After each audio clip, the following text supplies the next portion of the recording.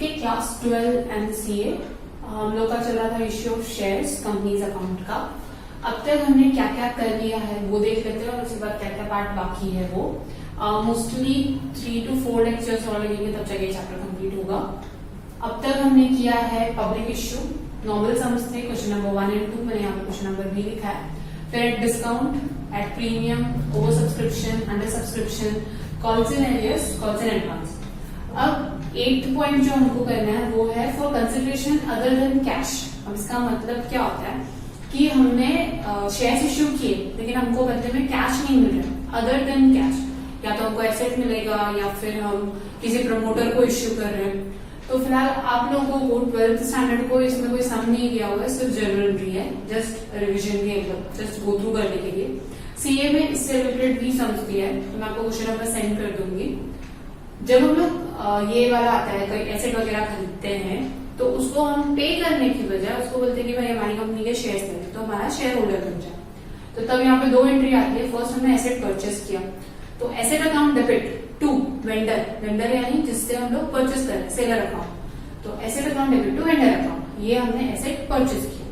जब हमको वेंडर को पे करना रहेगा तो vendor account debit to cash नहीं लिखेंगे, टू इक्विटी शेयर कैपिटल। तो हम लोग कैश की जगह पर क्या पे कर रहे हैं, उसको इक्विटी शेयर कैपिटल। तो फर्स्ट एंट्री आएगी एसेट परचेस करने की, क्रेडिट पे परचेस किया। सेकेंड एंट्री आएगी पेमेंट की।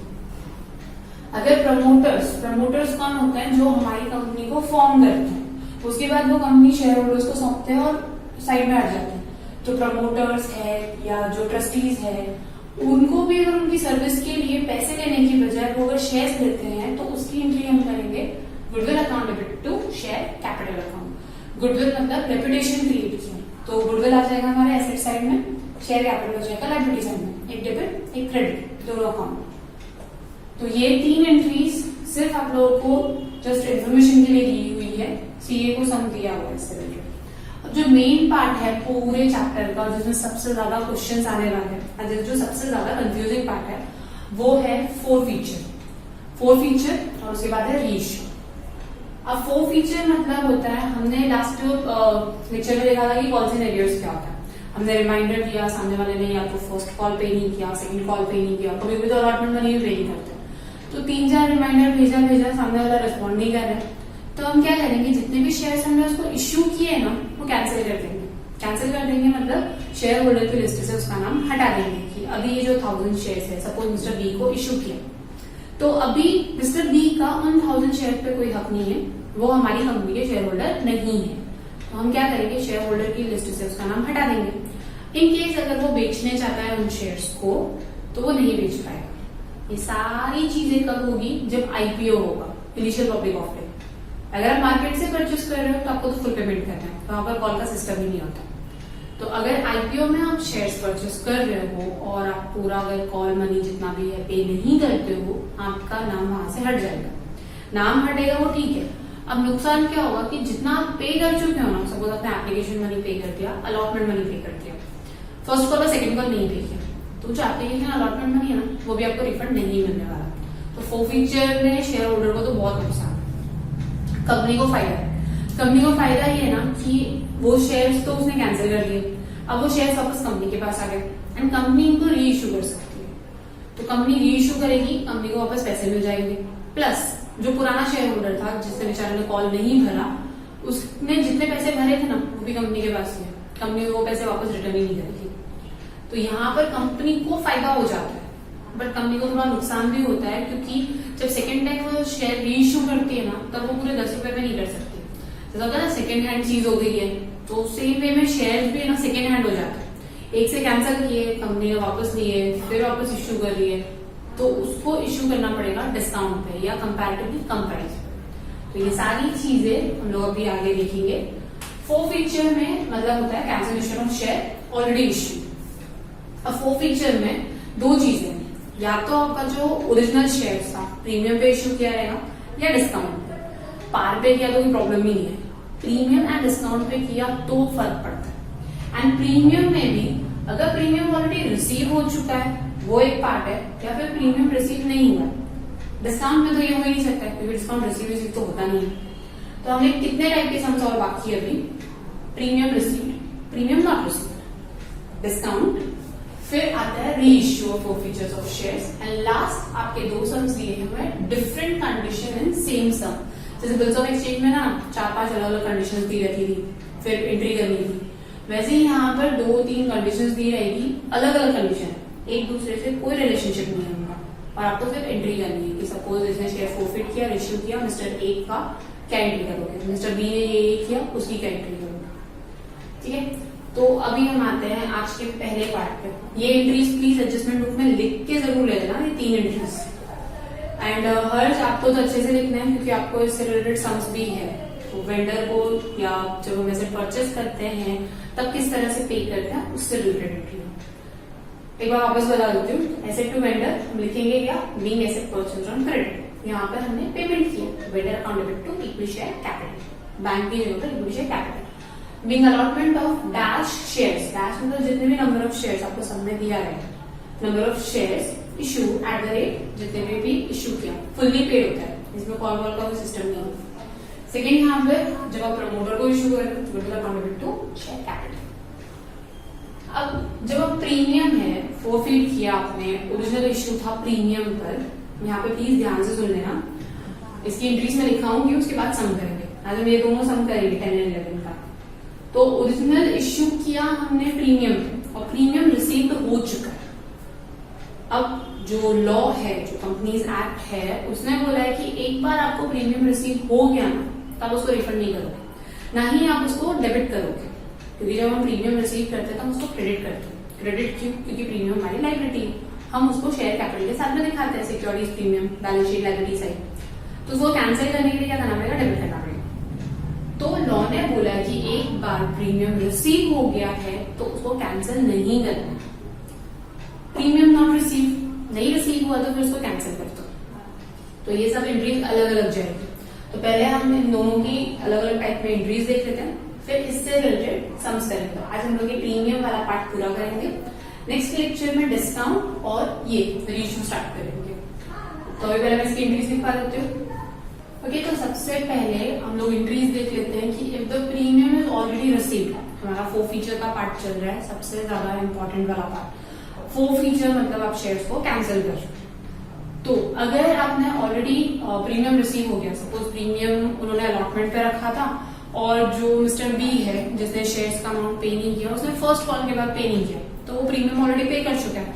हमारा अमाउंट इस तरह से होता है, एप्लीकेशन सपोज एप्लीकेशन मनी था 2 रुपया, अलॉटमेंट था 5 rupees including 3 rupees premium, first call 3 rupees, first and final. तो यहाँ पर हमारे 3 रुपीज प्रीमियम ना, ऐसे 5, 6, 7, 8, 10, और ये सेकेंड कॉल आया, फाइनल कॉल नहीं हुआ, सेकेंड कॉल आया 3 रुपीज का। हम लोग को 13 रुपीज पूरे करने, तो 3 रुपीज 6 प्लस 5 11, 11 प्लस 2 13। अब मिस्टर बी जो है उन्होंने यहां तक पे किया, फर्स्ट और सेकेंड कॉल पे नहीं किया, मतलब प्रीमियम ऑलरेडी उनको रिसीव हो चुका है, तो ये वाला पार्ट। और in case suppose mister B ने सिर्फ एप्लीकेशन मनी पे किया, उसके बाद वाला पे पार्ट पे नहीं किया, तो तुमको प्रीमियम भी रिसीव नहीं हुआ है, तब ये वाला पार्ट है। तो सबको प्लीज ध्यान से देखना कि प्रीमियम कौन से कॉल में है, अलॉटमेंट में है, फर्स्ट कॉल में है, कौन से कॉल में है और कहां से उसने पे नहीं किया, उसके अकॉर्डिंगली एंट्री आएगी। प्रीमियम अगर रिसीव हो गया है तो कैंसिल नहीं करना है, कैंसिल नहीं करना मतलब डेबिट नहीं करना। रिसीव नहीं हुआ है तो हमको डेबिट करना पड़ेगा, कैंसिल करना पड़ेगा। तो फर्स्ट देखते हैं, यहाँ पर हमारा प्रीमियम रिसीव हो गया, मतलब मिस्टर ए ने ये कॉल पे नहीं किया, यहां से कॉल नहीं पे किया, चाहिए तो एग्जाम्पल भी लिख लेना, उसने एप्लीकेशन अलॉटमेंट में पे कर दिया, फर्स्ट और सेकेंड कॉल पे नहीं किया। तो अभी शेयर कैपिटल अकाउंट हम नॉर्मली क्या करते हैं, शेयर कैपिटल को क्रेडिट करते हैं। अब हमको शेयर कैंसिल करना है, कैंसिल करना है मतलब सब कुछ उल्टा करना है। तो शेयर कैपिटल हम क्रेडिट करते थे, अब हमको करना है डेबिट। सपोज इसको हमने 100 शेयर्स दिए और अब तक हमने कितना कॉल्ड अप किया, मतलब कितने कॉल के बाद, फर्स्ट कॉल मंगाया, सेकंड कॉल मंगाया, या अभी तक हम लोग अलॉटमेंट पर ही कितने कॉल के बाद हमने इसके शेयर्स कैंसिल कर दिए, उसको बोलते हैं कॉल्ड अप। सपोज हमने पूरे कॉल मंगा दिए थे कि ये 10 रुपए का पूरा कॉल था, और 3 रुपया प्रीमियम था, तो यहाँ पर क्या आ जाएगा 10 रुपये। अगर सपोज फर्स्ट कॉल के बाद ही लगा कि यार ये पे नहीं कर रहा है, फर्स्ट कॉल के बाद ही खत्म कर दिया शेयर्स को, सेकेंड कॉल हमने अभी तक बुलाया ही नहीं, तो कितने कॉल के बाद जाएगा 3 + 2 5, 5 + 2 7, तो यहाँ पर आ जाएगा आपका 7 रुपीज। कैसे आया? हमने अब तक कितना कॉल किया? एप्लीकेशन मनी, अलॉटमेंट मनी का 2 rupees and 3 rupees first call का। अलॉटमेंट में 2 है, प्रीमियम है 3 रुपीज का और 2 रुपए का कॉल। तो अब तक हमने कितना मंगाया? ये 2 रुपया, ये 2 रुपया और ये 3 रुपया। अगर आप फर्स्ट कॉल तक ही हो तो, अगर आपने सेकेंड कॉल भी बुला लिया है तो पूरा 10 रुपए दिखाओगे। जितना आप शेयर कैपिटल क्रेडिट कर चुके हो, हम क्रेडिट कब करते हैं? जब हम कॉल मंगाते हैं तब हम रिकॉर्ड करके रखते हैं, तो जितना आप क्रेडिट कर चुके हो उतना ही वापस डेबिट करना है। प्लीज चीजें बहुत ध्यान से समझना, जितना आप क्रेडिट कर चुके हो, जितने कॉल आप मंगा चुके हो उतने से ही हमको डेबिट करना है। फिर सेकेंड आता है टू शेयर 4 फीचर। 4 फीचर मतलब नंबर ऑफ शेयर, जितने भी 4 फीचर है, इनटू जितना अमाउंट वो पे कर चुका है। अब सामने वाले ने अगर अलॉटमेंट मनी तक पे किया है तो एप्लीकेशन पर अलॉटमेंट दोनों मनी कितना हुआ, फर्स्ट कॉल तक पे किया तो application plus allotment plus first call उतना अमाउंट। सपोज इसने फर्स्ट कॉल तक पे कर दिया तो कितना होगा 3 + 2 5, 5 + 3 8 रुपीज हो जाएगा। अगर उसने अलॉटमेंट के बाद ही स्टॉप कर दिया तो कितना हो जाएगा 3 + 2 5। तो यहाँ पर डिपेंड करता है कि उसने कितना पे किया, उतना यहाँ पर आप फोरफिट कर दोगे। कॉल से एरियर्स जितना नहीं पे किया, जितना था उसमें से जितना पे किया, जितना नहीं पे किया, नंबर ऑफ शेयर सब जगह सेम होंगे। अब कॉल्स इन एरियर्स का भी एक प्रॉब्लम है। अगर हमने अमाउंट कॉल्स इन एरियर्स में डाल दिया है, हम कॉल्स इन एरियर्स को क्या करते हैं? डेबिट में डालते हैं। जब हमको वो अमाउंट नहीं मिलता है तो हम लिखते हैं bank account debit, calls in arrears account debit to share allotment या शेयर फर्स्ट कॉल। तो अगर आप कॉल्स इन एरियर्स में वो अमाउंट डाल चुके हो तो उसको क्रेडिट कर दो। अगर नहीं डाला है तो जो भी कॉल उसने पे नहीं किया वो रिस्पेक्टिव कॉल पे वो नाम जाएगा, अमाउंट जाएगा। तो अभी हम जितने भी सम करने वाले ना वो ये टाइप के हैं। कॉल्स इन एरियर्स में पैसा नहीं डाला है, हमको रिस्पेक्टिव कॉल को ही वापस क्रेडिट करना है। एंट्री क्या करोगे?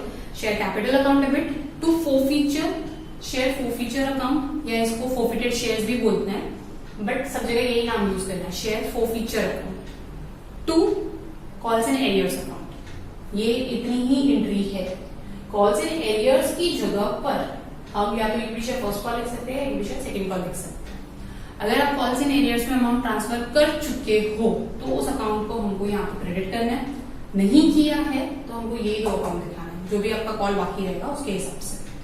तो if unpaid amount is transferred to calls in arrears account, calls in arrears account दिखाओ, नहीं ट्रांसफर किया यहाँ पे दिखाओ, सम करेंगे तब क्लियर हो जाएगा। बट एडजस्टमेंट बुक में प्लीज ये सब लिख के ले लेना।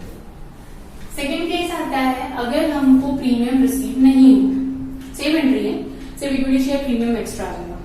अगर प्रीमियम रिसीव नहीं हुआ मतलब ये बंदे ने सिर्फ एप्लीकेशन मनी तक ही पे किया, उसके बाद का कोई पे नहीं किया, ना तो अलॉटमेंट पे किया, ना तो फर्स्ट कॉल, ना तो सेकंड कॉल। अलॉटमेंट पे था प्रीमियम, मतलब प्रीमियम रिसीव ही नहीं हुआ अभी तक, तो शेयर कैपिटल अकाउंट प्रीमियम को हम क्या करते थे? क्रेडिट। अभी क्या करना पड़ेगा? डेबिट। जो जो चीजें आप करते आए हो उसका उल्टा करते जाना, हमको कैंसिल करना। शेयर कैपिटल भी हम क्रेडिट करते थे, प्रीमियम भी हम क्रेडिट करते थे, तो उन सबको क्या करना है अभी? डेबिट। शेयर कैपिटल सेम वही, number of shares into amount called up. अब तक आपने कितना मंगाया?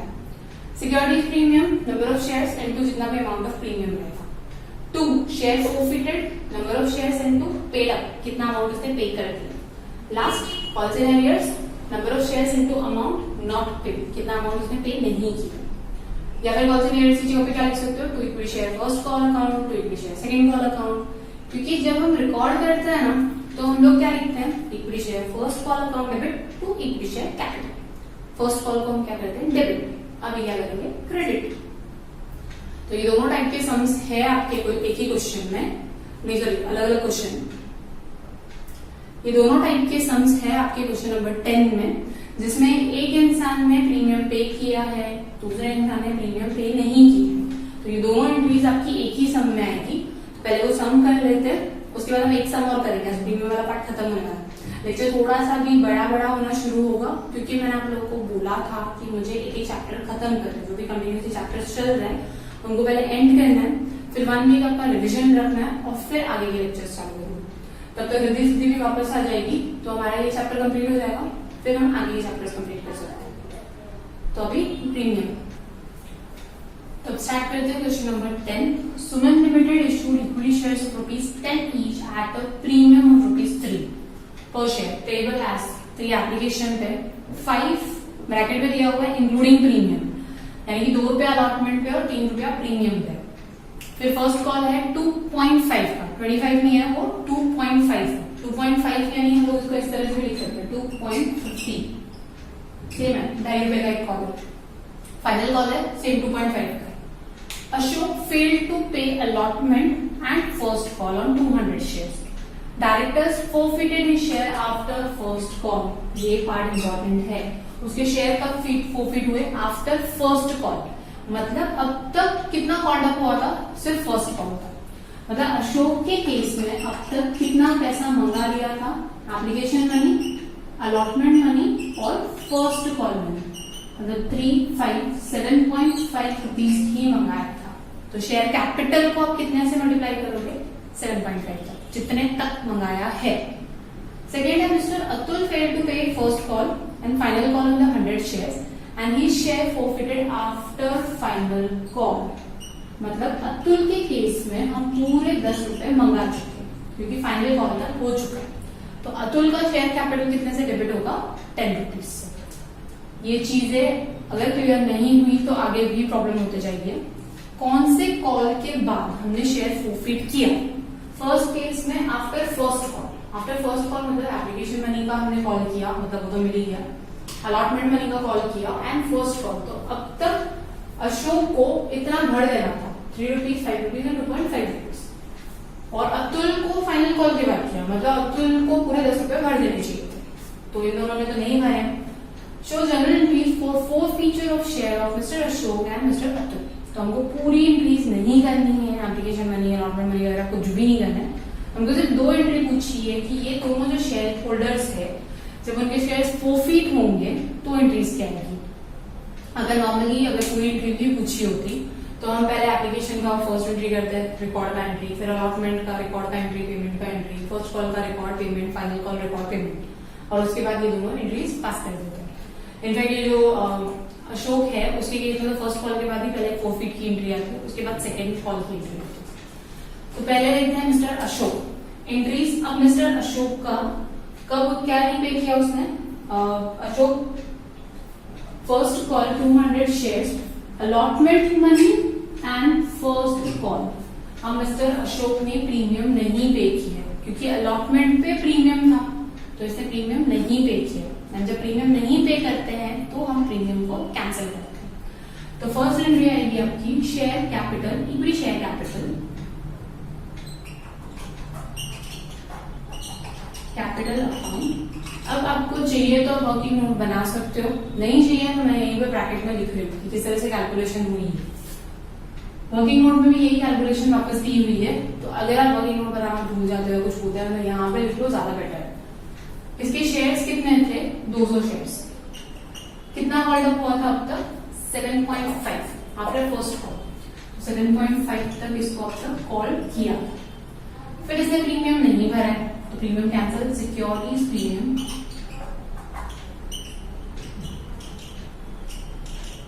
अकाउंट सेम 200 शेयर, प्रीमियम कितना था? ₹3। ये दोनों हो जाएगा डेबिट क्योंकि जब हमने इश्यू किया था तो ये दोनों को किया था क्रेडिट। 2 शेयर फोरफीचर अकाउंट,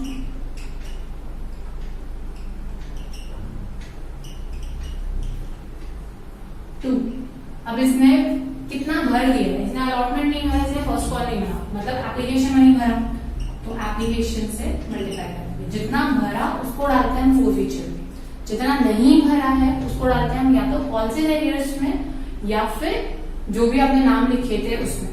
तो अभी इसने कॉल्स इन एरियर्स का तो कुछ बोला नहीं है, तो हम यहाँ पर क्या लिखेंगे? 2 इक्विटी शेयर अलॉटमेंट अकाउंट। एक तो इसने अलॉटमेंट नहीं भरा, तो अलॉटमेंट का मंगाया था हमने ₹2 और उसके बाद इसने फर्स्ट कॉल भी नहीं भरा, तो equity share first call account. First call पे हमने मंगाया था 2.5, ये हुई आपकी पूरी एंट्री। 200 शेयर्स थे, अब तक कितना कॉल किया है 7.5। कैसे समझा? क्योंकि उसके शेयर फोरफिट हुए थे आफ्टर फर्स्ट कॉल। डायरेक्टर को लगा कि फर्स्ट कॉल के बाद सेकंड कॉल का रिमाइंडर नहीं देने का, उसको खत्म कर दो उसकी शेयर्स। तो फर्स्ट कॉल तक उसको भरना चाहिए था, नहीं भरा तो उसका अपना कैपिटल कैंसिल। प्रीमियम उसने भरा नहीं है क्योंकि प्रीमियम तो अलॉटमेंट पे, तो प्रीमियम जब नहीं भरते हो तो उसको हम क्या करते हैं डेबिट। डेबिट क्यों? कैंसिल करने के लिए। फिर शेयर फोरफिट, जितना पैसा उसने लिया एप्लीकेशन में नहीं दिया था, क्या क्या नहीं भरा उसने, अलॉटमेंट नहीं भरा, फर्स्ट कॉल नहीं भरा, उसको भी कैंसिल। तो वे देखते हैं यहाँ पर अमाउंट। तो अभी ये एंट्री के अमाउंट डालते हैं। Equity share capital 200 into 7.5 1500, securities premium 200 into 3 600, share forfeited जितना पे किया 600 रुपए वो पे कर चुका। अलॉटमेंट पे मैंने गलती से 2 लिख दिया था, अलॉटमेंट पे प्रीमियम इंक्लूड करके, जो प्रीमियम नहीं भरते हो ना तो अलॉटमेंट पे यहाँ पे पूरा दिखाना है 5 रुपीज। ये कितना हो गया 1000, और इक्विटी शेयर फर्स्ट कॉल कितना हुआ 500। डेबिट क्रेडिट दोनों बराबर। Being feature of forfeiture,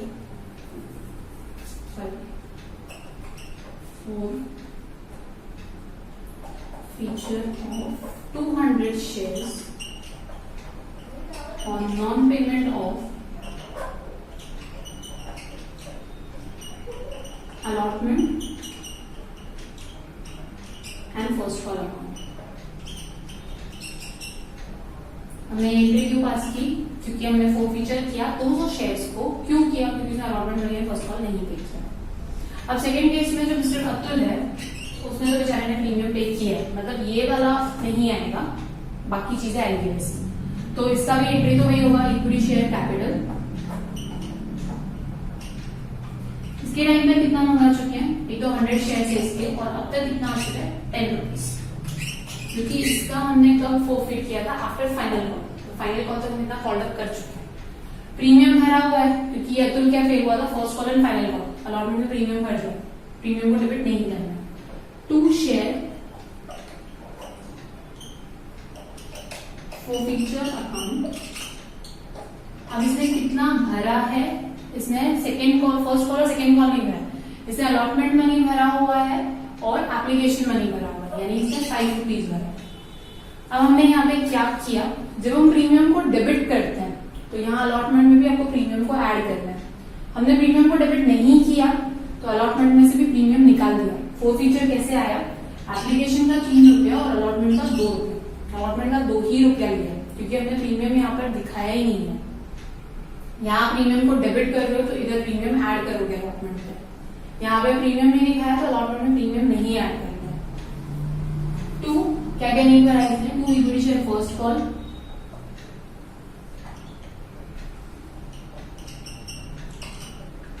first call कितने का था 2.5, 2 equity share second call,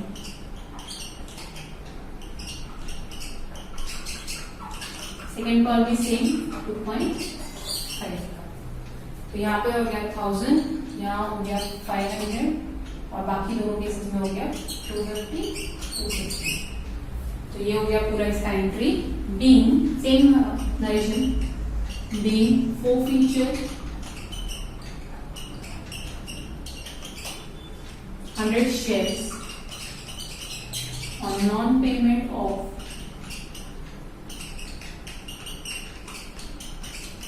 first call and final call। तो थोड़ा सा ट्रिकी है अभी जो भी हम कर रहे हैं, कब प्रीमियम डालना है कब नहीं डालना है। प्लीज चीजें क्लियरली लिख के लेना। मैंने एडजस्टमेंट में अभी इससे पहले जो लिखाया था वो सब चीजें लिख के लेना। जब भी प्रीमियम आपको रिसीव हो गया, इस केस में प्रीमियम रिसीव हो गया, प्रीमियम का नाम ही नहीं लेना है कहीं पर। प्रीमियम रिसीव नहीं हुआ डेबिट भी करो और अलॉटमेंट में भी ऐड करो, सिर्फ इतनी चीज याद रखनी है। एंट्री क्या आएगी? Equity share capital account debit, 2 share forfeited, 2 calls and entries. अगर प्रीमियम आता है तो प्रीमियम को डेबिट करना है, 2 सिक्योरिटीज प्रीमियम। तो ये हुआ क्वेश्चन नंबर 10। अब क्वेश्चन नंबर 11 जो है वो फुल फ्लिप सर्कल है। तो क्वेश्चन नंबर 10 को मैं 2 मिनट साइड में हम लोग लिख लो, फिर क्वेश्चन नंबर 10 11 चालू करते हैं।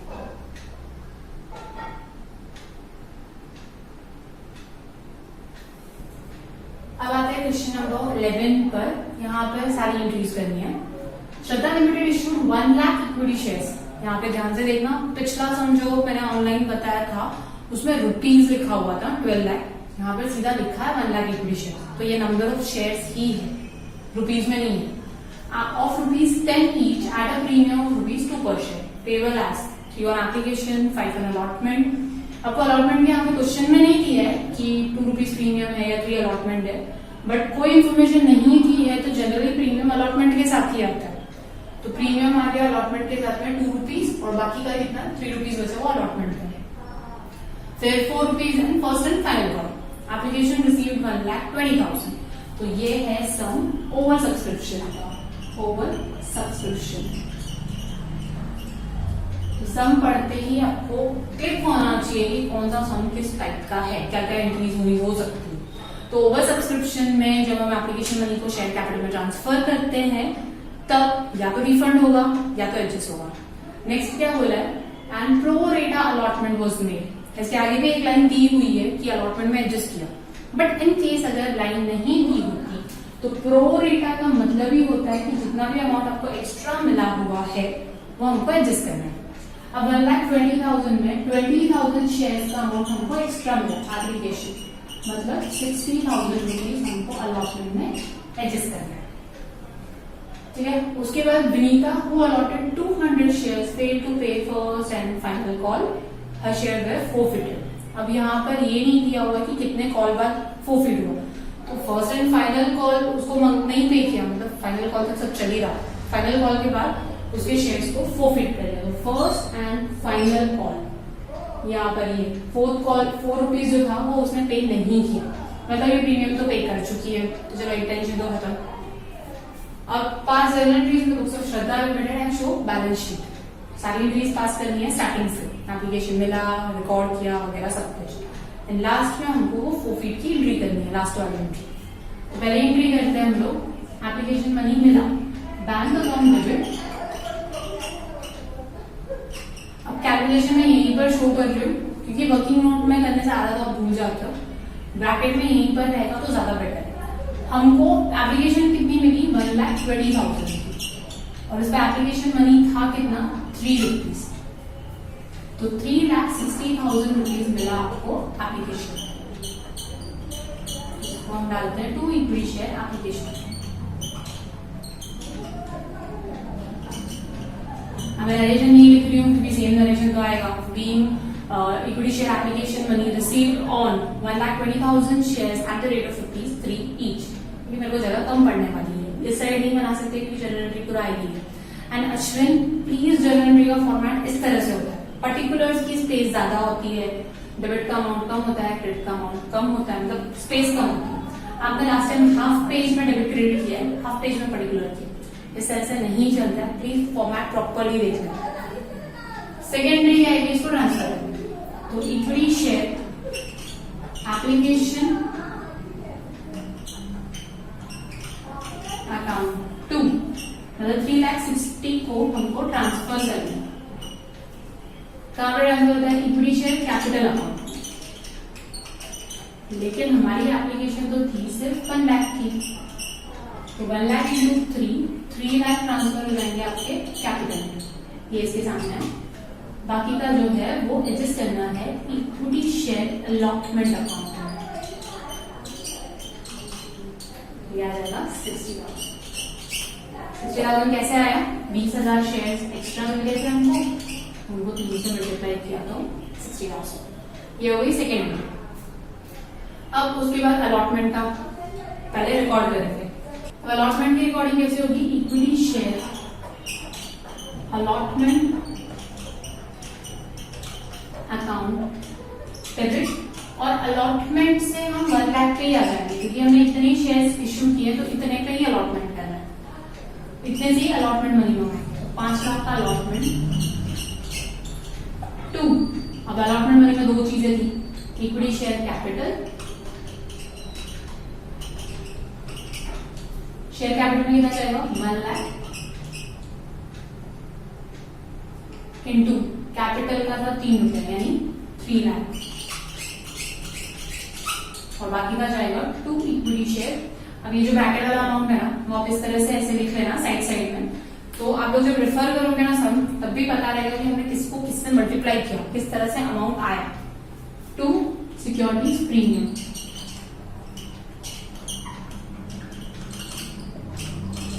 सिक्योरिटीज प्रीमियम से 1 लाख पे 2 रुपए, 2 लाख का यहाँ पर प्रीमियम होगा। ओके, यहाँ से तो कोई प्रॉब्लम नहीं है क्योंकि उसने अलॉटमेंट मनी तो पे किया हुआ है। पेमेंट प्रॉब्लम आएगी लास्ट एंट्री में, जब वो फाइनल कॉल का अमाउंट मिलता है ना, तब वो जो कितने शेयर से 200 शेयर से उसमें मिलेगा ही नहीं पैसा। तो जब फाइनल एंट्री है तब जाके प्रॉब्लम आएगी, बाकी सब तो सेम है। तो अभी ये थर्ड एंट्री तक लिख लो 2 सेकेंड, मैं फिर फोर्थ एंट्री से स्टार्ट करती हूँ।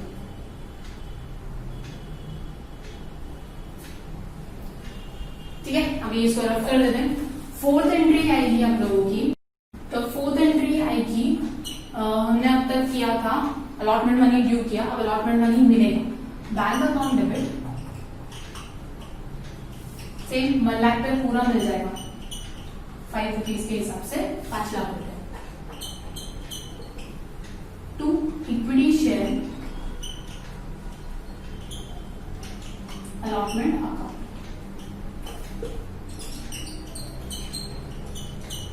नेक्स्ट फिफ्थ एंट्री आती है फर्स्ट कॉल ड्यू की, equity share first call account debit,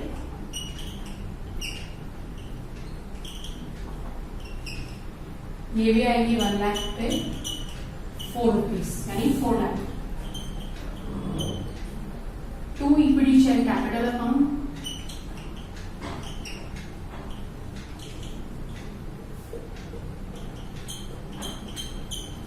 फिर 6th एंट्री रिसीव करना है आपको, तो बैंक अकाउंट डेबिट। एंड यहाँ पर एक चीज याद रखना, आपको ये नहीं बोला कि कॉल्स एंड एरियर्स में डालना। अगर बोला होता तो हम यहाँ पे बैंक अकाउंट के बाद कॉल्स एंड एरियर्स भी दिखाते हैं, नहीं बोला है तो फोरफीट के टाइम पे भी हम लोग जो ये करेंगे ना, क्रेडिट करेंगे, वो फर्स्ट कॉल अकाउंट ही करेंगे। Bank account debit to first equity share first call account,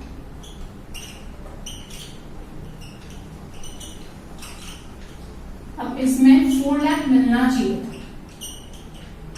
नहीं कितना मिला, 200 शेयर्स है जिन्होंने नहीं पे किया, यानी 200 इंटू 4 रुपीज नहीं मिलने वाले, मतलब 800 रुपीज नहीं मिलने वाले हैं। तो मिलेगा कितना आपको 3,99,200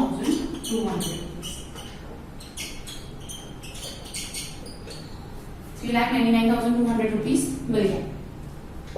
अब लास्ट एंट्री क्या करनी है, ये जो इसे 200 शेयर्स ने फर्स्ट कॉल पे नहीं किया है उसको फोरफीट करना है। तो इसका नरेशन भी लिख के देती हूँ, B first call amount received except on 200 shares, क्योंकि इसको हमने अभी तक कॉल्स एंड एरियर्स में ट्रांसफर नहीं किया। अब लास्ट एंट्री क्या है, फोरफीट करना है। फोरफीट में क्या लिखते हैं, share capital account, equity share capital account, called up कितना किया है, पूरा 10 रुपया, मतलब 2,000। प्रीमियम पे कर चुका है तो प्रीमियम से कोई लेना देना ही नहीं है। टू शेयर फोरफीचर अकाउंट, कितना पे कर दिया, 200 में से 3 रुपए एप्लीकेशन का और 3 रुपए अलॉटमेंट का, 6 रुपए का पे कर चुका है। तो यहाँ आ जाएगा आपका सॉरी 1,200। कितना नहीं पे किया, to equity share first call account, first call pay कितना मिलेगा, 4 रुपए। ठीक है, तो ये हो गई आपकी लास्ट एंट्री फोरफीचर की।